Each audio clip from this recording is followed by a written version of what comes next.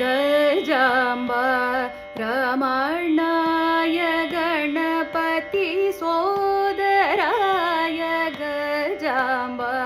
रमणाय गणपति सोदराय गजाम्बा रमणाय गणपति सोदराय गुणत्रयातीताय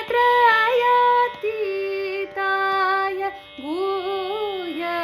आकाराय गजाम्बा रमणाय गणपति सोदराय गुणत्रयातीताय गुह्य आकाराय अजेन्द्र पूजिताय आश्रित फलदाय वरशिखि वाहनाय गुरुगुह स्वरूपाय अजेन्द्र पूजिताय आश्रित फलदाय वरशिखि वाहनाय गुरुगुह स्वरूपाय श्री स्वामी नाथाय नमस्ते नमस्ते श्री स्वामी नाथाय नमः।